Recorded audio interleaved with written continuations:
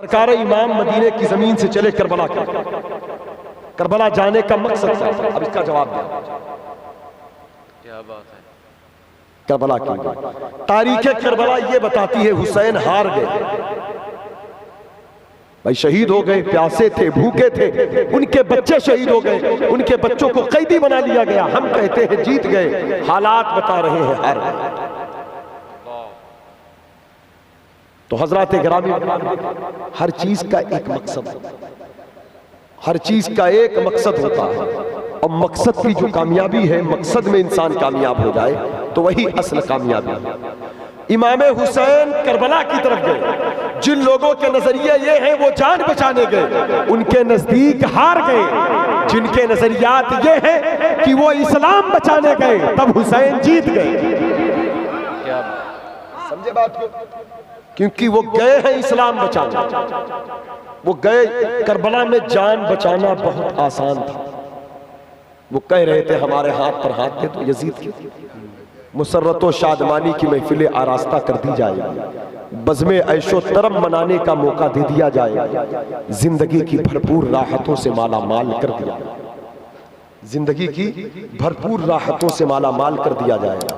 बस अगर जान बचाना होता, इमाम कहते हाथ देना, और दिल से चाहे ना देते। शरीयत का एक मसला भी है, अगर जान पर दुश्मन की तलवार हो, जालिम हो, और आपसे कोई ऐसा काम करवाना चाहे जो करना नाजायज हो, तो उस वक्त दिल से नफरत करते हुए, दिल से नफरत करते हुए जबान से इकरार कर लेना जायज, क्योंकि जान बचाना फर्ज है। फातिमा के लाल से कहें हुजूर आपने ऐसा क्यों ना किया? आप वक्ती तौर पर रस्मी कह देते हमने यजीद के हाथ पर हाथ दे दिया। अली अकबर बच जाते, अब्बास बच जाते, कासिम बच जाते, औन बच जाते, मोहम्मद बन जाते। सकीना की आहें न उठती, ज़ैनब के आंसू न गिरते, तकलीफ का माहौल ना होता, आबिदे बीमार के पांव में बेड़ियां न लगती। आपने ऐसा क्यों ना किया? करबला के जर्रों ने कहा कि ऐ हुसैन की तारीख पढ़ने वालों और इमाम का जश्न मनाने वालों, हुसैन को ईमानी निगाह से देखो, और मदीने से करबला तक का जो सफर है, उस सफर के मकसद को समझो। अगर हुसैन को जान बचाना होता तब ये अमल जायज था, लेकिन हुसैन करबला जान बचाने नहीं, इस्लाम बचाने आए थे। जान बचाने के लिए ये कदम उठा सकते थे, हाथ पर हाथ देते और कह देते मैंने मान लिया यजीद को, अब मदीना आकर इनकार कर देते, ये जायज था। लेकिन करबला की जमीन पर हुसैन जान बचाने नहीं, जब इस्लाम बचाने गए हैं तो इस्लाम बचाने के लिए जान देना पड़ेगा, अकबर को देना पड़ेगा, कासिम को देना पड़ेगा, अब्बास को देना पड़ेगा। पता क्या चला? करबला जाना एक मकसद है, और जब तक हम मकसद ना समझेंगे तब तक हमारी जिंदगी भी अधूरी है। शहादत हुसैन बहुत सारी पैगाम को उजागर करती है। 10 दिन महफिलें होती हैं, तवज्जो चाहता हूं, दर्द के बात मुस्कुराए ना, बात मौला हुसैन की। क्या बात। हजरात गिरामी, इमाम की जात वो जात है, अल्लाह के नबी सल्लल्लाहु अलैहि वसल्लम सैयदा के घर के करीब से गुजर रहे हैं। बच्चे की रोने की आवाज आ गई, मेरे आका फरमाते फातिमा हुसैन को रुलाया मत करो, हुसैन के रोने से मुझे तकलीफ होती। अल्लाह अल्लाह। ये वो शहजादे हैं 7 साल तक हुजूर के कंधे पर खेलते रहे, हुजूर की जबान चूसते रहे। 6.5 साल तक इमाम हुसैन और 7 साल 5 महीने तक इमाम हसन रसूलुल्लाह सल्लल्लाहु अलैहि वसल्लम की सोहबत में। इनको पाला है, इनको पाला है। हम हसन हुसैन तो कहते हैं, या अली या, यकीनन ये बहुत बड़ा वजीफा है, बहुत बड़ा नाम है, हर शख्स को पढ़ना चाहिए, हर दिन हर रात पढ़ना चाहिए। लेकिन ये है क्या? उनको देखकर अपनी जिंदगी भी संवारना। 10 दिन हम करबला का जिक्र सुन लेते हैं, लेकिन हम जहां रहते हैं वहीं खड़े रहते हैं। हमारी जिंदगी में परिवर्तन, तब्दीली क्यों नहीं है? अफसोस, क्योंकि हमने करबला तो सुना और पैगाम करबला हमने नहीं, अल्लाह दरसे करबला हमने हासिल न किया। हम शहादत का बयान सुनना चाहते हैं, जब जाए जहां जाए, जब से मुहर्रम का चांद दिखा हर कोई यही कहता शहादत का बयान, वो भी शहादत के बयान में उस बात को सुनना चाहते हैं जहां तलवार चली, जहां मसाइब है, हम उस बात को सुनना चाहते हैं, हम उस बात को सुनना चाहते हैं। हालांकि इमाम हुसैन की 55 साल की जिंदगी मदीने में है, और वो मदीने की जिंदगी हम नहीं देखना चाहते। हम मदीने की जिंदगी, हालांकि करबला जाकर हमें शहीद नहीं होना है, मदीने की जिंदगी देखकर हमें जिंदगी का सलीका जरूर। करबला की बात होगी, दिल नर्म होता है, लेकिन पहले जिंदगी तो बेहतर की जाए। बहुत अच्छी बात, बहुत अच्छी बात। पहले जिंदगी तो बेहतर की जाए। अब मैं कुछ बात बताऊंगा आपको, कुछ अमली बातें जो इनकलाब आए, जिसको अमल में लाए, जिसको अमल में लाए हैं, बताएं, सुनना चाहते हैं? हाजी तकलीफ से ना बोले, दिल से प्यार से बोले। तकलीफ से निकल रही आवाज आपकी, प्यार से बोले सुभान अल्लाह का। हाँ, तकलीफ से ना, चेहरे पढ़ते हैं ना हम लोग, यही करते हैं ना रोज। हाँ, तकलीफ से ना बोले। आप देखें, तवज्जो, जिसके रोने से हुजूर को तकलीफ होगी, उतना उससे प्यार कितना होगा हुजूर को, उनसे मोहब्बत कितना होगा। फरमाया जब बच्चे 7 साल के हों तो नमाज पढ़ने का हुक्म। क्या बड़ी लगती बात का है, सिर्फ 2% नमाजी है, सिर्फ 2%। हालांकि जिस इमाम की महफिल में बैठे वो आज तक सजदे में है, वो आज तक सजदे में है। हाँ, सिर्फ 2%। बस वही जुमला मेरा ज़हन बदल गया, जो कहा 2% नमाज। फरमाया 7 साल के हो तो नमाज। 7 साल पे ताकीद क्यों किया? बच्चे जब 7 साल के हो तो नमाज पढ़ने का हुक्म दे दो, 10 साल के हो जाएं तो मार कर नमाज पढ़ो। हालांकि बच्चे न 7 साल में बालिग हैं न 10 साल में बालिग हैं, नमाज अभी फर्ज नहीं है बच्चों पर, लेकिन हुक्म दे दो। इसलिए बच्चे जब 7 साल के हो जाते हैं तो इतना समझदार हो जाते हैं, अगर उनकी तरबियत इस्लामी माहौल के एतबार से हो तो वो सही तरीके से सुन्नत और फर्ज की अदायगी के साथ नमाज अदा कर सकते हैं। अब 10 साल की उम्र तक बच्चे नमाज की लज्जत को महसूस कर सकते हैं। अब बालिग होंगे 12 साल के बाद, तो पहले क्यों तालीम दी जा रही? पता क्या चला, जिस हुसैन पाक की मैं, उस हुसैन पाक के नाना चाहते हैं मेरी उम्मत का हर तबका बालिग बाद में हो, नमाजी पहले हो जाए। क्या बात पकड़ ली, माशाल्लाह। बालिग बाद में हो, नमाजी पहले हो जाए। इस्तेफादा किया माशाल्लाह, जो है आपकी, क्या बात, वाह। बालिग बाद में हो। अब थोड़ा सा आप बेदार होइए, थोड़ा सा बहुत ज्यादा थकाया भी नहीं हमारे शोरा ने, बहुत जल्दी निभाया, कोशिश करके। कितने लोग थे? अजमत भाई, मजार भाई, और रात के 1:45 बज गए। और बस आप थोड़ा सा बेदार हो जाए तो मैं कुछ कलाम कर लूंगा। बहुत अच्छी बात माशाल्लाह, जुमला। अब हुक्म है बालिग बाद में हो नमाजी, क्योंकि बालिग होने के बाद नमाज फर्ज हो जाए। बालिग होने के बाद फरिश्तों का कलम आप पर मुसल्लत हो जाएगा। एक वक्त की नमाज अगर छूटी तो 80,000 साल तक जहन्नम है। इसलिए हुजूर चाहते हैं तुम बालिग बाद में हो, नमाजी पहले हो जाओ, कहीं बालिग होने के बाद जरा सी गफलत तुम्हें जहन्नम में न डाल दे।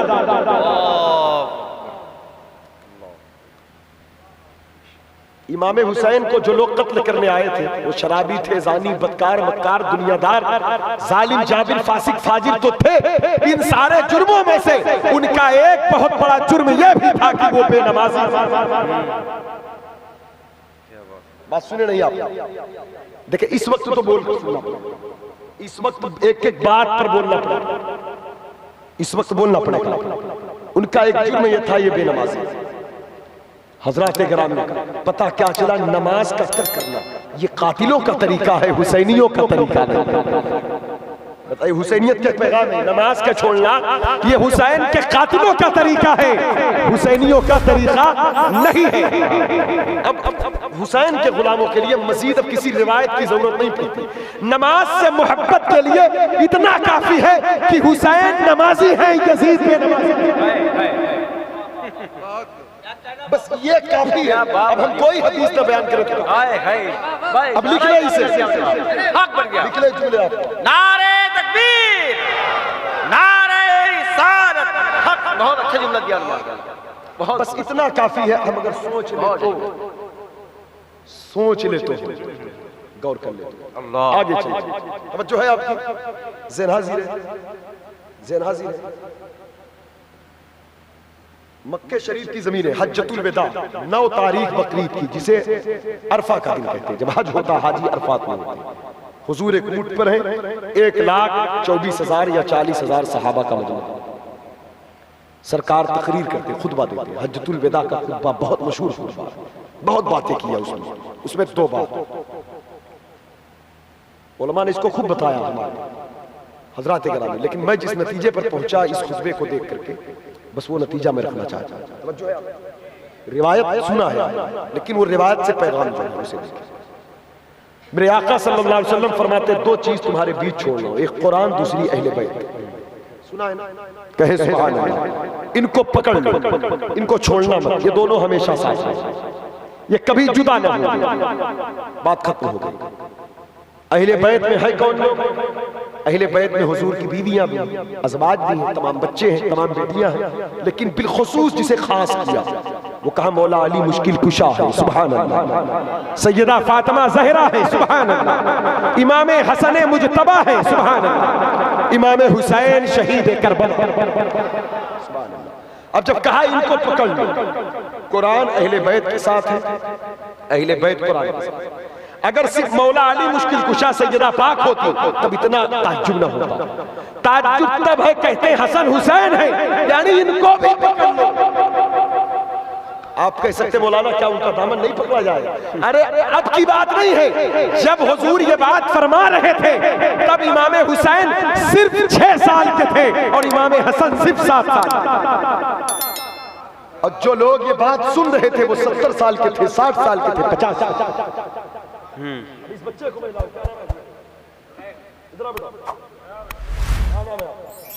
अब इस बच्चे को मैं खड़ा कर दूं, मौलाना साहब का बेटा है जुनैद, अल्लाह इसे भी नेक बनाए, वाली बनाए सबके बच्चों। मैं कहूं कि इस बच्चे को इमाम मान लो, कायद मान लो, रहबर मान लो, रहनुमा मान लो, इसके पीछे चलो, इसका दामन पकड़ लो, तो आप कहोगे मौलाना दिमाग खराब है। वो बच्चा है, जब गिरेगा तो हम भी गिर जाएंगे, वो डूबेगा तो हम भी डूब जाएंगे, वो फिसल जाएगा तो हम भी फिसल जाएंगे, वो बहक जाएगा तो हम भी बहक जाएंगे। कायद बनाना है तो अजमत भाई को बना दीजिए, कायद बनाना है तो मौलाना आसिफ को बना दो, मौलाना शाहबान साहब को बना दो। कायद बनाना है तो किसी आलिम को बनाए, तजुर्बेकार को बनाए, उमर दराज को बनाए, बावकार शख्सियत को बनाए, उनका दामन हमारे हाथ में दे। ये 2 बच्चे हैं छोटे छोटे, मौला अली तो मौला अली हैं, लेकिन बच्चे छोटे हैं, उनका दामन पकड़ देखिए। किसी ने इतराज नहीं किया, ये बताया, सबने मान लिया, सबने कबूल किया। और कैसे कबूल किया? कंधे पर बैठाकर चलने लगे।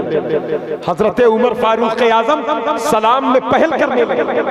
हजरत उस्मान गनी देखकर पुकारने लगे, हुसैन जब मुस्कुराए तो जन्नत में बहार आ जाता। हजरत अबू हुरैरा कदमों को साफ करके चूमने लगे।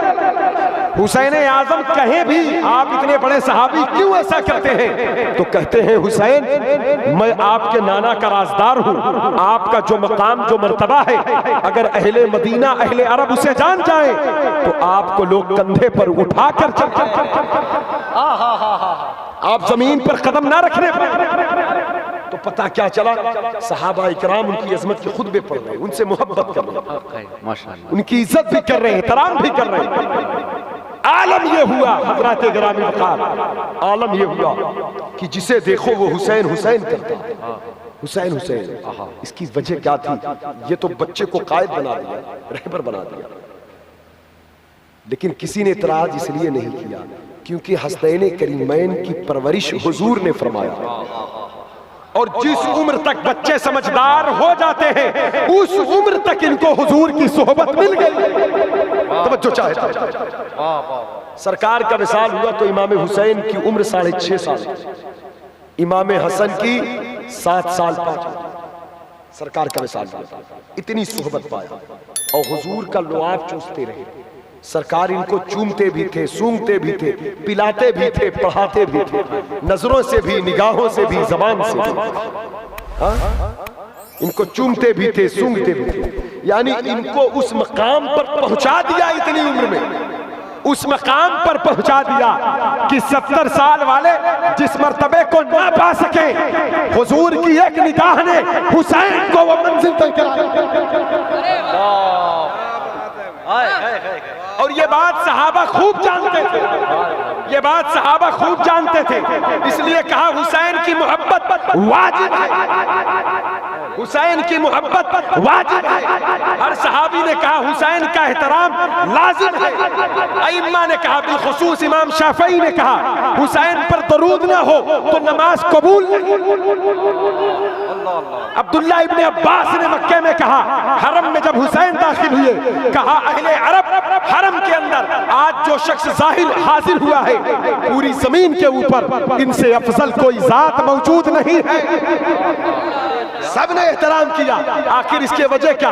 वो सब जानते थे कि जिसकी बागडोर नबी के हाथ में हो, जिसकी तरबियत हुजूर ने फरमाया हो, करबला का मैदान भी हो, तब भी वो कदम फिसल नहीं सकता, वो डगमगा नहीं सकता, वो हक है। नारे तकबीर, नारे रिसालत, जिक्र शहीद आज़म।